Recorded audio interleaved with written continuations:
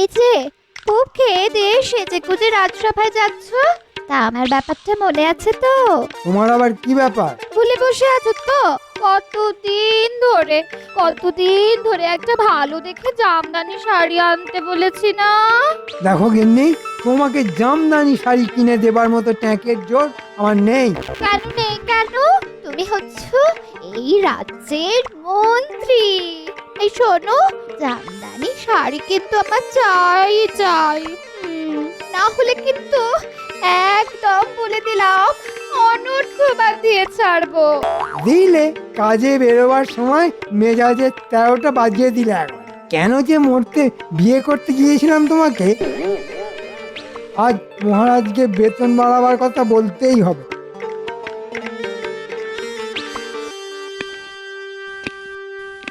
আরে এসো এসো মন্ত্রী, তা বলি শরীর স্বাস্থ্য ভালো তো? মন নিয়েই তো শরীর মহারাজ, তা মনই যদি ভালো না থাকে তাহলে শরীর স্বাস্থ্য ভালো থাকবে কি করে? হ্যাঁ, কিন্তু মন ভালো নেই কেন? কি করে থাকবে মহারাজ? যা বেতন পাই তাতে তো নুন আনতে পান্তা ফুরিয়ে যায়, সেই নিয়ে তো সংসারে নিত্য অশান্তি। এ এ আবার কিরকম কথা মন্ত্রী? আমার রাজসভার সকল সদস্যের থেকে তুমি বেশি বেতন পাও। কিন্তু তাতেও যে চলে না মহারাজ। ওই যে একটা কথা আছে না, যে ছেলে বেশি পায় সেই ছেলে আরো চায়। দেখো গোপাল, কথা হচ্ছে রাজা আর মন্ত্রীর মধ্যে। সামান্য এক ভাঁড় হয়ে তুমি এর মধ্যে নাক গলাতে আসছো কেন? আসলে আপনার কথা শুনে না নাকটা বড় সুরসুর করে উঠল। গোপাল যতই টিপ্পনি কাটুক না কেন, এবার কিন্তু আমার বেতন বাড়াতেই হবে মহারাজ। সম্ভব নয়। একে তো এতগুলো লোকের বেতন জোগাতে গিয়ে আমি জেরবার হয়ে যাচ্ছি, তারপরও আবার বাড়তি বেতনের বোঝা। না মন্ত্রী না, যা পাচ্ছ তাতেই মানিয়ে নাও। তাহলে রাজসভার দু একজনকে ছাঁটাই করে দিয়ে সেই বেতনটা আমাকে দিয়ে দিন। হ্যাঁ, তা কাকে ছাঁটাই করবো শুনি? গোপালকে করুন। সত্যি কথা বলতে কি, রাজসভায় এসে ভুঁড়ি আর টাক দেখানো ছাড়া ওর তো তেমন কোনো কাজ নেই। কিন্তু এই ভুঁড়ি আর টাকের মধ্যে যে বুদ্ধি আছে সেটা তো আপনার নেই মন্ত্রী মশাই। বেশ, ঠিক আছে, হয়ে যাক একটা বুদ্ধি পরীক্ষা। এমন একটা জিনিসের নাম বলো তো যে নিজে ভিজেও আমাদের শুকিয়ে রাখে। খুব সোজা মহারাজ, ছাতা। হ্যাঁ, ছাতা তো শুধু বৃষ্টি থেকে আমাদের মাথা বাঁচায়, কিন্তু বৃষ্টির জলে আমাদের হাত পা যদি ভিজে যায় সেটা তাহলে কে শুকোবে? গামছা মহারাজ, নিত্য নিজে ভিজে আমাদের গা শুকনো করে দেয়। সাবাস সাবাস, তাহলে বুঝতে পারছো তো মন্ত্রী, গোপালের মতো বুদ্ধিমান লোককে কখনোই ছাঁটাই করা যায় না। না না, কোনো মতেই করা যায় না। তারপর সেনাপতি। আমি শত্রুর হাত থেকে এই রাজ্যকে রক্ষা করি মহারাজ। আর রাজবৈদ্য করে চিকিৎসা, সভাকবি কাব্য রচনা করে, রাজপণ্ডিত পাঠশালা চালায়, আর বিজ্ঞানী করে বিজ্ঞানের সাধনা, আর রাজজ্যোতিষী গণনা করে। না না মন্ত্রী, এদের মধ্যে বাড়তি এমন কেউ নেই যাকে আমি ছাঁটাই করতে পারি। অতএব মন্ত্রী মশাই, বুঝতে পারছেন তো আপনার বেতন বাড়ার কোনো সম্ভাবনাই নেই, তাই অযথা কাউকে ছাঁটাই করার কথা মাথা থেকে নামিয়ে যা পাচ্ছেন তাই নিয়েই সন্তুষ্ট থাকুন। না, বেতন বাড়ার আর কোনো আশাই দেখতে পাচ্ছি না। কি যে করি এখন? বউয়ের মান ভাঙাতে জামদানি শাড়ি কিনি কিভাবে? হ্যাঁ, মুটির মা পেতলের কলসি ভর্তি করে জল তুলে নিয়ে আসছে। ঠিক আছে, এই দিয়েই বাজিমাত করতে হবে। শুধু বটা ঘটা আর আমার গিন্নির সাহায্য লাগবে। কিরে, সারাদিন গল্প গুজব করে সময় কাটালে চলবে? কিছু রোজগার পাতিও তো করতে হবে। তা কি করতে হবে? কিরে, পারবি তো? তুই যাকে বলে জলের মতো সহজ কাজ। কাজটা করে দিলে কত পাবো? পাবি রে, পাবি, ভালো মতোই পাবি। কবে করতে হবে? ধর কালি।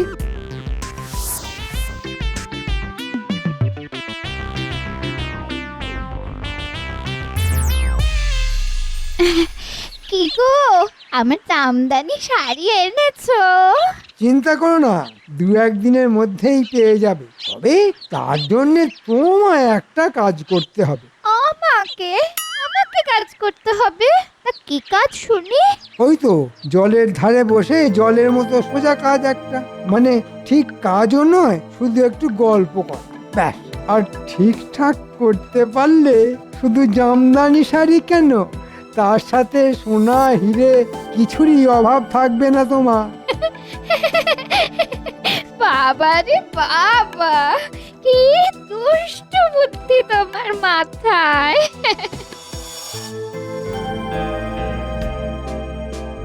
এই কি গো, এই পুটির মা, কোথায় চলেছো? পুটির মা, জল আনতে চলেছি দিদি। তা আপনি যে আজ কি করব বলো? তোমাদের মন্ত্রী মশাই কাজে বেরিয়ে যাওয়ার পর আমার তো কোনো কাজ থাকে না গো, তাই একটু বেড়াতে বেরিয়েছি। তা এতদিন পর যখন দেখা হয়ে গেল, তখন চলো না পুকুর পাড়ে বসে দুজন একটু গল্প করি।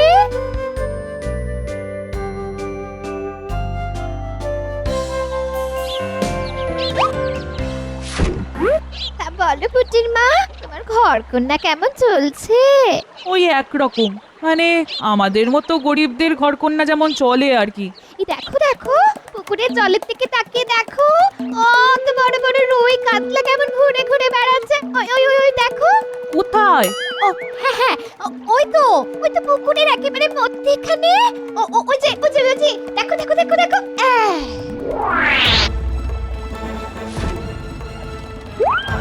কই গো দিদি, আমি তো কোনো বড় রুই কাতলা দেখতে পাচ্ছি না। তাহলে হয়তো আমাদের কথা শুনে জলে ডুব মেরেছে। যাই হোক ভাই, আমি তাহলে এখন চলি। হ্যাঁ, আমিও জল নিয়ে ঘরে যাই।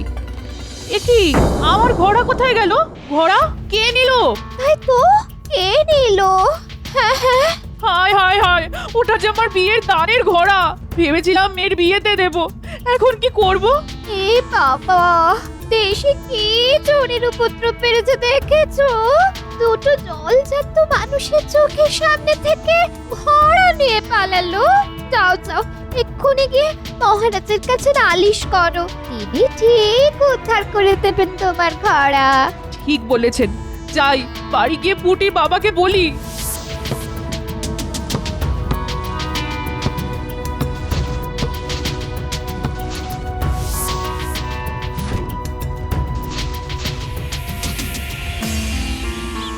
যাক বাবা, ভালোই ভালোই সব কাজ মিটে গেল।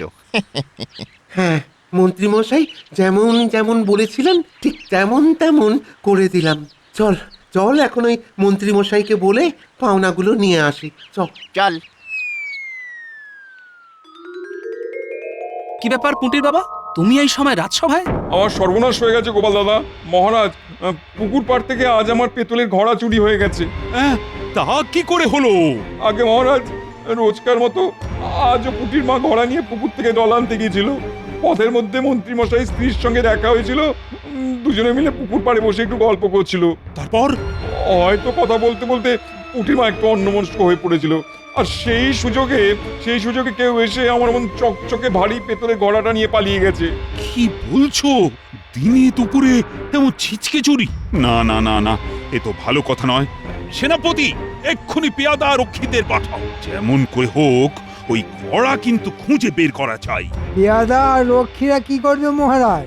যে চুরি করেছে সে নিশ্চয়ই এতক্ষণে ওই ঘোড়া হয় বিক্রি করে দিয়েছে, নয়তো গোপন কোনো জায়গায় লুকিয়ে ফেলেছে। হ্যাঁ, কথাটা খুব একটা মন্দ বলনি। তাহলে কি করা যায়?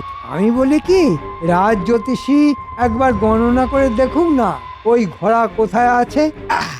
একেবারে ঠিক কথা বলেছ মন্ত্রী। রাজ্যোতিষী, তুমি একবার গণনা করে দেখো তো ওই ঘোড়া এখন কোথায় আছে। তারপর না হয় সেপাই আর রক্ষী পাঠিয়ে ওই ঘোড়া উদ্ধার করে নিয়ে আসা যাবে। এতদিন তো রাজ্যোতিষীর কাজ ছিল গণনা করে রাজ্যের ভালো সময় আর মন্দ সময়কে বলে দেওয়া।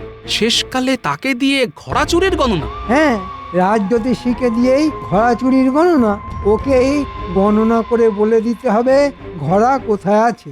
পারলে বুঝবো ও ঠিকঠাক গণনা করতে পারে, আর না পারলে? আর না পারলে বুঝতে হবে ও একটা অকম্মার ঢেকি। ঠিক আছে, আমি গণনা করে দেখছি। কেঁদো না পুটির মা, কেঁদো না। এই বলি, এই পুটির বাবা তো মহারাজের কাছে গেছে। এই দেখো, মহারাজ ঠিক খুঁজে বের করে দেওয়ার ব্যবস্থা করবেন। হ্যাঁ, কিন্তু যদি খুঁজে না পাওয়া যায়, হায় হায়, কেন যে মরতে মন্ত্রী মশাইয়ের বউয়ের সঙ্গে গল্প করতে বসলাম।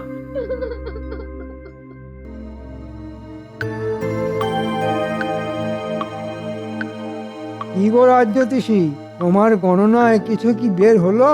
কি হলো রাজ্যোতিষী? কিছু একটা বলো। না মহারাজ, না, এ কাজ আমার দ্বারা হবে না মহারাজ, আমার দ্বারা হবে না। জানতাম হবে না। আসলে তুমি একটা ঘোড়ার ডিমের জ্যোতিষী।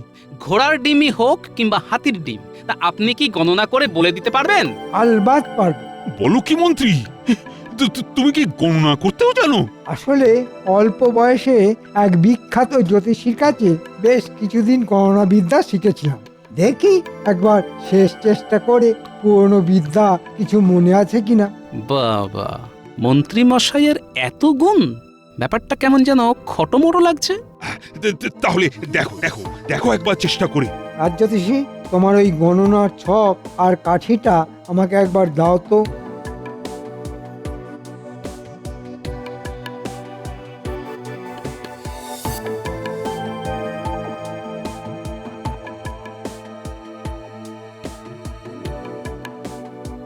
ও মা, আর কেঁদো না। দিদা তো বলছে মহারাজ ঠিক খুঁজে বের করে দেবেন। পেয়ে গেছি মহারাজ। পেয়ে গেছো মানে? মানে চোরটা যে কে সেটা বুঝতে না পারলেও ঘোড়া কোথায় আছে সেটা গণনা করে জেনে গেছি। বাবা, এত তাড়াতাড়ি ঘোড়া কোথায় আছে সেটা গণনা করে ফেললো? কোথায় আছে? কোথায়? বাঁশ বাগানের ভেতর মাটির তলায় পোঁতা আছে। চলো চলো চলো, সকলে সেখানে যাই।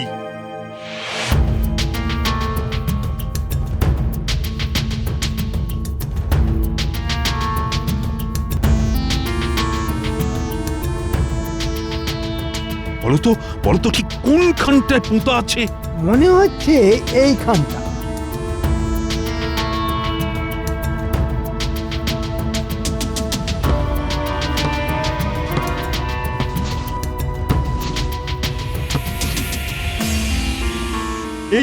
এই তো আমার ঘোড়া। মন্ত্রী, ধন্য ধন্য তুমি, ধন্য তোমার গণনা। এতদিনের পরেও যে বিদ্যেটা আমি মনে রাখতে পেরেছি, আপনার রাজ্যতীষী সেটা কেমন ভুলে গেছে। আসলে নামেই ও রাজ্যতীষী, এদিকে কাজের বেলায় অষ্টরম্ভা। তাই তো দেখছি। ওকে তাড়িয়ে দিন মহারাজ, আর ওর বেতনটা আমাকে দিয়ে দিন। আমি একলা এই মন্ত্রিত্ব আর রাজ্যতীষীর দায়িত্ব সামলে দেব। ঠিক আছে, বেশ, তাই হবে।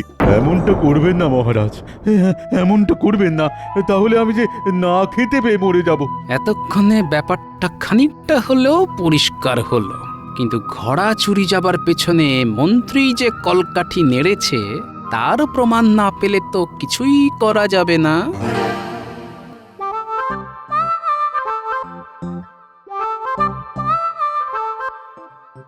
দেখলে তো, বলেছিলাম না মহারাজ তোমার ঘোড়া ঠিক উদ্ধার করে দেবেন। হ্যাঁ, সত্যি কথা বলতে হয়, ঘোড়া কিন্তু মহারাজ উদ্ধার করে দেননি, ঘোড়া উদ্ধার করে দিয়েছেন মন্ত্রী মশাই। মন্ত্রী মশাই যে এত বড় জ্যোতিষী এটা কিন্তু আগে জানতাম না। এটা অবশ্য ঠিক কথা। এই শোনো, এবার আমি বাড়ি যাই। হ্যাঁ, পৌঁছে দিয়ে আসি। না না না, আমি একলাই চলে যেতে পারবো গো।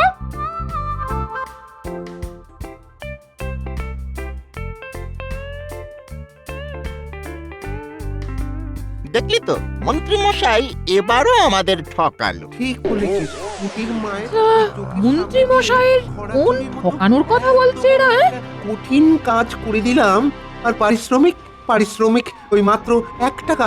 দাঁড়া না, এরপর আর কোনো কাজ করতে বললে এমন ঝোলাবো না।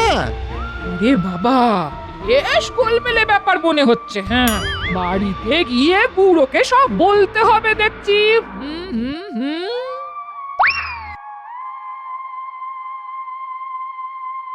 এবার আমার কি হবে গোপাল? হ্যাঁ, আমার চাকরি চলে গেলে আমি যে পথে বসে যাব। আচ্ছা, তোমার কি মনে হয় মন্ত্রী মশাই আমার থেকেও বড় জ্যোতিষী? হ্যাঁ, দেখো মন্ত্রীমশাই আদপেও গণনা করতে পারে কিনা সেই বিষয়ে আমারও যথেষ্ট সন্দেহ আছে, কিন্তু কার্যকলাপ যে প্রমাণ করে দিয়েছে ও বেশ বড় মাপের জ্যোতিষী।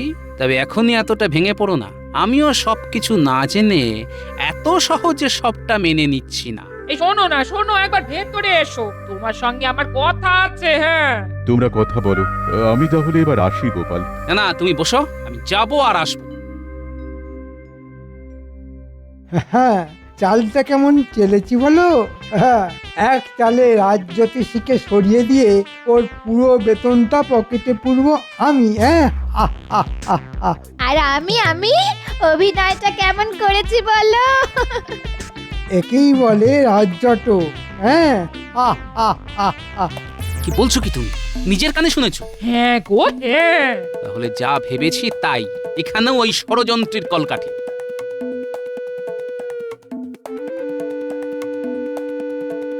চলো রাজজ্যোতিষী, একবার মহারাজের কাছ থেকে ঘুরে আসি।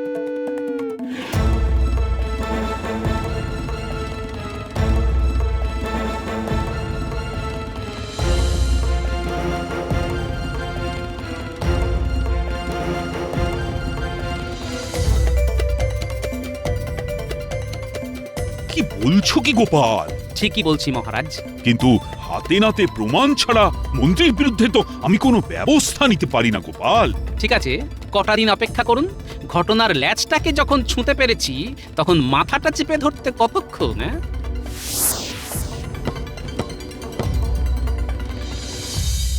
হ্যাঁ, ঘোড়া উদ্ধার করার পর সারা রাজ্যে যেভাবে আমার নাম ছড়িয়ে পড়েছে তাতে লোকের ভিড় লেগে যাবে। হ্যাঁ, আহ, আহ, আহ। ওদিকে রাজজ্যোতিষীকে হটিয়ে দিয়ে ওর বেতন আমি পাবো, আবার এদিকে গণনার ভরং দেখিয়ে দুহাত ভরে রোজগার। হ্যাঁ, এখন শুধু টাকা আর টাকা, টাকা আর টাকা। আহ, আহ, আহ, আহ। মন্ত্রী, শুনলাম তুমি নাকি একটা ভাগ্য গণনার দোকান খুলেছো। ঠিকই শুনেছেন মহারাজ, আসলে আমি খুলতে চাইনি, কিন্তু আমার সুপ্ত আর লুপ্ত প্রতিভার পরিচয় পেয়ে মানুষজন এসে এমন করে ধরলো যে। তা কোথায় ধরলো মন্ত্রী মশাই? হাত না পা? একেবারে ফরম কাটবে না গোপাল, ক্ষমতা থাকলে এমন একটা কাজ করে দেখাও না। হ্যাঁ, দেখাবো দেখাবো, সময় হলে ঠিক দেখাবো। তবে আমি দেখাতে শুরু করলে আপনি সামলাতে পারবেন তো? ঠিক আছে, দেখাও, যত ইচ্ছে দেখাও, তোমার মুরদ আমার জানা আছে।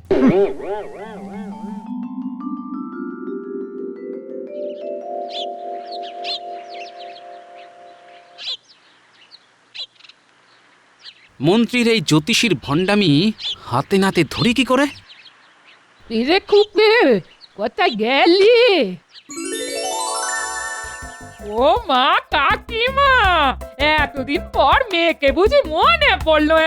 মনে তো সবই পড়ে মা, কিন্তু এতটা দূর বহু কাল তাই আশা হয়ে ওঠেনি।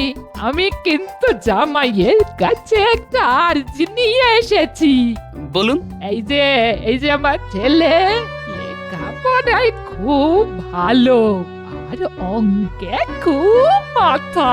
তাই নাকি? কিন্তু দুঃখের কথা কি, আমাদের ওখানে ভালো কোনো চাকরি পাচ্ছে না।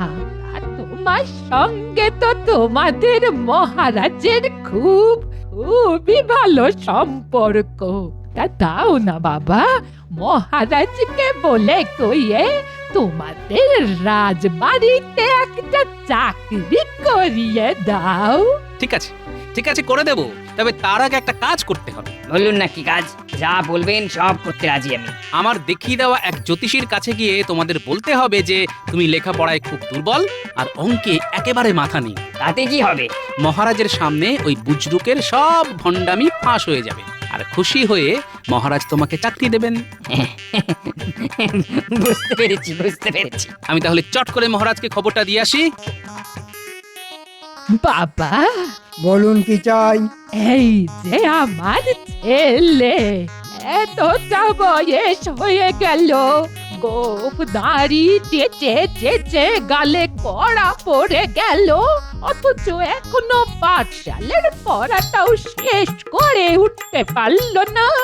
আপনার খুব নাম শুনে ওই ভাগ্যটা গণনা করাবার জন্যে আপনার কাছে এসেছি।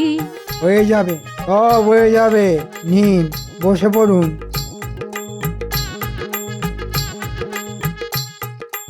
বটা ঘটাকে ধরে আনার জন্য পেয়াদা পাঠিয়ে দিয়েছি। বেশ, ঠিক আছে ঠিক আছে।